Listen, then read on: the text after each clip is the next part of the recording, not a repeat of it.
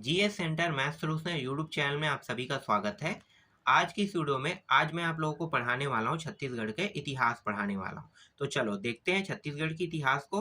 तो यहाँ पे देखो, छत्तीसगढ़ के इतिहास को 3 भागों में बांटा गया है। एक है प्रागैतिहासिक काल, एक है आग ऐतिहासिक काल और एक है ऐतिहासिक काल। तो प्राग ऐतिहासिक काल के बारे में मैंने पहले ही बता दिया है आप लोगों को। इसके बाद दूसरा जो आता है वो आता है आग ऐतिहासिक काल। तो ये जो है ये सिंधु घाटी सभ्यता से रिलेटेड है। तो इसके बारे में हम लोग जानकारी नहीं पढ़ेंगे। सिंधु घाटी जो है छत्तीसगढ़ से रिलेटेड नहीं है, तो आग ऐतिहासिक काल को आपको पढ़ने की आवश्यकता नहीं है। आगे आते हैं ऐतिहासिक काल में।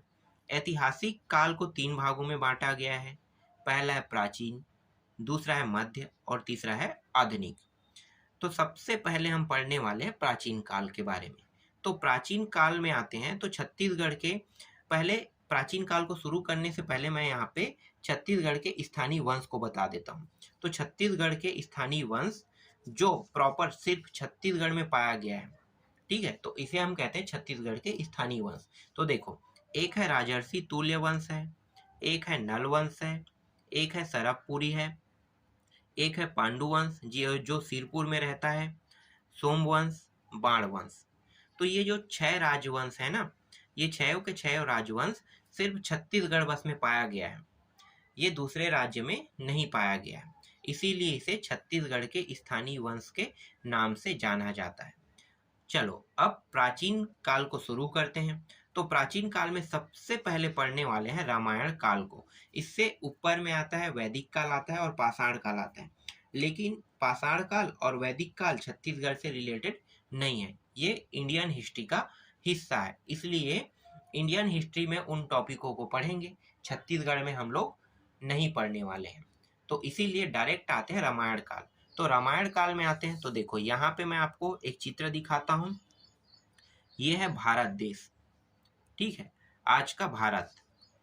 अब रामायण काल में चलेंगे। तो रामायण काल में चलते हैं तो यहाँ पे देखो, यहाँ पे है दक्षिण कौशल, ठीक है, दक्षिण कौशल। दक्षिण कौशल किसे कहते हैं? छत्तीसगढ़ को रामायण काल में दक्षिण कौशल के नाम से जाना जाता था। ये बहुत इंपॉर्टेंट है। रामायण काल को, ठीक है, रामायण काल में छत्तीसगढ़ को किस नाम से जाना जाता है प्रश्न पूछा जाता है और पूछा भी गया है। तो क्या नाम बताना है आपको? दक्षिण कौशल। अब इसके थोड़ा सा स्टोरी जान लेते हैं। तो देखो, रामायण काल में दक्षिण कौशल का राजा था राजा भानुमत, और राजा भानुमत की सिर्फ एक पुत्री थी। इसका एक भी बेटा नहीं था, और मतलब सिर्फ एक पुत्री थी। पुत्री के अलावा और कोई बच्चा इसका नहीं था, ठीक है। तो इसकी एक पुत्री थी जिसका नाम है कौशल्या, जो आगे चलकर राम की माता बनी है, ठीक है। तो पुत्री का नाम था कौशल्या, और कौशल्या का विवाह हुआ था राजा दशरथ के साथ। और राजा जो दशरथ है ना, ये उत्तर कौशल का राजा था। दक्षिण कौशल तो छत्तीसगढ़ को कहते हैं रामायण काल में। उत्तर कौशल, ये वाला जो हिस्सा है ना, ये उत्तर कौशल का हिस्सा है। तो राजा दशरथ जो था वो मध्य प्रदेश वाला जो एरिया है, आप जानते हो ना, मध्य प्रदेश, उत्तर प्रदेश, तो इन एरियाओं के राजा जो थे वो राजा दशरथ था। उत्तर कौशल, उसे रामायण काल में उत्तर कौशल के नाम से जाना जाता था।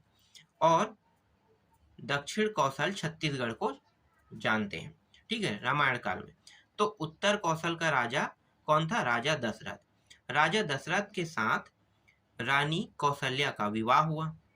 तो विवाह होने के कारण अब इसका तो एक भी पुत्र नहीं है, तो पुत्र नहीं होने के कारण राजा भानुमत का जो राज्य है वो किसके अंदर आ गया? वो आ गया राजा दशरथ के अंदर आ गया, ठीक है, मतलब राजा दशरथ के हाथ में आ गया। तो राजा दशरथ के हाथ में आ गया। अब राजा दशरथ जो है वो 2 क्षेत्रों का राजा हो गया। एक है दक्षिण कौशल और एक है उत्तर कौशल। जबकि खुद राजा दशरथ जो थे वो उत्तर कौशल का राजा था। तो दोनों क्षेत्र किसके अंदर आ गया? राजा दशरथ के अंदर आ गया। अब राजा दशरथ के 4 पुत्र थे। चारों पुत्रों का नाम देखो, राम सबसे बड़ा था, उसके बाद भरत था, भरत के बाद लक्ष्मण और लक्ष्मण के बाद शत्रुघ्न। तो ये इनके 4 पुत्र हुए, ठीक है, 4 पुत्र, राजा दशरथ के 4 पुत्र। आप लोगों ने रामायण देखा है तो ये सब चीजों के बारे में आप लोगों को पता होगा। तो इनके 4 पुत्र थे, ठीक है, राम, भरत, लक्ष्मण और शत्रुघ्न। तो अभी हम स्टोरी पढ़ने वाले हैं राम के बारे में, ठीक है, राम के बारे में। आगे मैं बाद में आपको बताऊंगा कुछ स्टोरी जो बचा है उसको। तो राम के बारे में देख लेते हैं। तो राम के बारे में, राम को 14 वर्ष का वनवास मिला था, ये सभी को पता होगा। तो राम जी जो थे वो कहाँ कहाँ रुके, उनके बारे में कुछ जानकारी हमें मिली है, उन जानकारियों को भी देख लेते हैं। तो देखो यहाँ पे आपको एक और अलग से नक्शा दिखाई दे रहा होगा छत्तीसगढ़ के बारे में, ठीक है। तो ये छत्तीसगढ़ का नक्शा है। उस समय छत्तीसगढ़ को किस नाम से जाना जाता था रामायण काल में? रामायण काल में दक्षिण कौशल। और ये जो हिस्सा है ना, ये जो छत्तीसगढ़ का जो नीचे वाला हिस्सा है, ये वाला, इसे दंडकारण्य के नाम से रामायण काल के समय जाना जाता था। तो दो चीज आपके लिए इंपॉर्टेंट हो गया, रामायण काल में छत्तीसगढ़ को दक्षिण कौशल के नाम से जाना जाता था, और रामायण काल में जो बस्तर है, आज के जो बस्तर है ना, बस्तर संभाग के बस्तर संभाग कहते हैं, उस संभाग को दंडकारण्य के नाम से जाना जाता था। याद रहेगा? चलो आगे देखते हैं। अब यहाँ पे देखो, ठीक है, राम भगवान के नाम से ही बहुत सी चीजों को जाना गया है। तो राम भगवान को जब 14 वर्ष का वनवास मिला, तो सबसे पहले क्या हुआ, जब छत्तीसगढ़ में उसका आगमन हुआ, मतलब दक्षिण कौशल में, तो दक्षिण कौशल में 14 वर्ष के वनवास काटने के लिए उसे तो रहना पड़ेगा, तो गुफाओं में भी रहा ना। तो गुफाओं में रहा, तो किन किन गुफाओं में रहा? तो देखो, गुफाओं का नाम राम भगवान के नाम पर पड़ा। सरगुजा जिले में 3 गुफाएं हैं। एक है रामगढ़ की पहाड़ी, ठीक है, जिसे रामगढ़ की गुफा भी कहते हैं, सीता बेगरा गुफा, ठीक है, सीता बेगरा गुफा, और एक है लक्ष्मण बेगरा गुफा। तो ये 3 है। हो सकता है राम के लिए फेवरेट था, राम भगवान ज्यादातर इस गुफा में अकेले व्यतीत करते थे, तो रामगढ़ की पहाड़ी पड़ गया या रामगढ़ की गुफा नाम पड़ गया। सीता माता यहाँ पे अक्सर जाया करती थी, तो इसका नाम क्या पड़ गया? सीता बेगरा पड़ गया। और लक्ष्मण भगवान, जो लक्ष्मण जो जी हैं, वो जिस गुफा में रहते थे उसे लक्ष्मण बेगरा का नाम दे दिया गया। तो इस तरह से नाम पड़ा होगा, ठीक है, ये एक अंदाजा है, इसे क्लियर नहीं कहा जा सकता। पर इस प्रकार से आप अगर देखो तो रामगढ़ की पहाड़ी, सीता बेगरा और लक्ष्मण बेगरा समझ में आ गया, राम भगवान से ही रिलेटेड है। राम, लक्ष्मण और सीता तीनों के नाम से एक गुफा मिला है, जिन गुफों का नाम जो है इन्हीं के नाम से पड़ा है। तो रामगढ़, सीता बेगरा और एक है लक्ष्मण बेगरा। याद रहेगा, ये तीनों कहाँ पे है? सरगुजा जिला में। आगे बढ़ते हैं। अब नहाने के लिए झरना भी उपयोग करते थे। तो झरना जो है, झरने को राम के नाम से संबोधित किया गया है, तो इसे राम झरना कहा गया है। राम झरना ये रायगढ़ जिले में पड़ता है। राम झरना जो है वो रायगढ़ जिले में है। खरौद, खरौद में खरभूषण के वध था राम जी ने, ठीक है। ये शायद खरभूषण वही व्यक्ति है ना, मुझे नाम याद नहीं आ रहा है। मैं आपको थोड़ा सा बताना चाहूंगा, ये सुनहरा हिरण बनने वाला जो व्यक्ति था, ये वही व्यक्ति है ना जो खरभूषण नाम का जो व्यक्ति था, उसी के बारे में जिक्र कर रहे हैं। क्योंकि राम जी सिर्फ एक ही व्यक्ति का वध किया था और वो हिरण के रूप में आए थे। तो हिरण के रूप में आए थे मतलब खरभूषण ही होगा। तो खरभूषण का वध किया था, तो कहाँ पे किया था? खरौद में। और खरौद पड़ता है जांजगीर चांपा में। और इसी दौरान सीता जी का हरण हुआ था।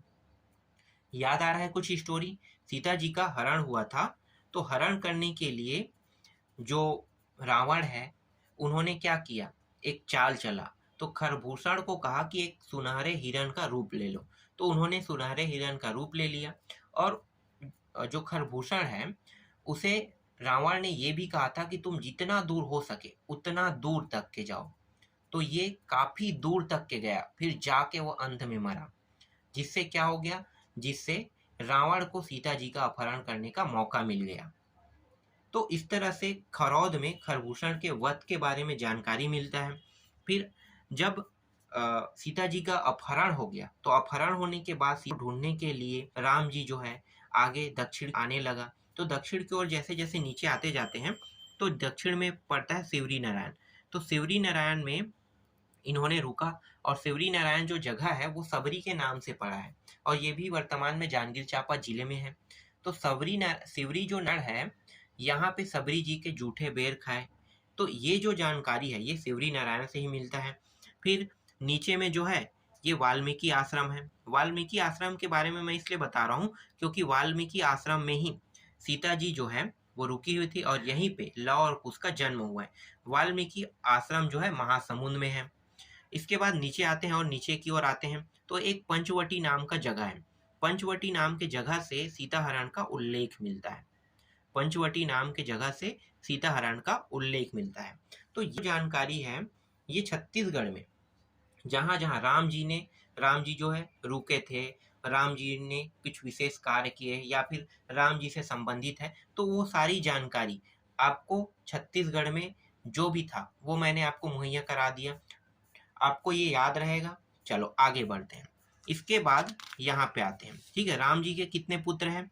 राम जी के 2 पुत्र थे। एक का नाम था कुश और एक का नाम था लव। और राज्य जो थे ना, इसको 2 भागों में विभाजन कर दिया। जैसे पहले था शुरू में एक दक्षिण कौशल एक उत्तर कौशल। तो दक्षिण कौशल को दे दिया गया कुश को और उत्तर कौशल को लव को दे दिया। तो उत्तर कौशल जो है वो हमारा टॉपिक तो नहीं है क्योंकि दक्षिण कौशल छत्तीसगढ़ को कहा जाता है। तो दक्षिण कौशल ही मेन इम्पॉर्टेंट हमारा टॉपिक है, तो इसी में हम फोकस करने वाले हैं।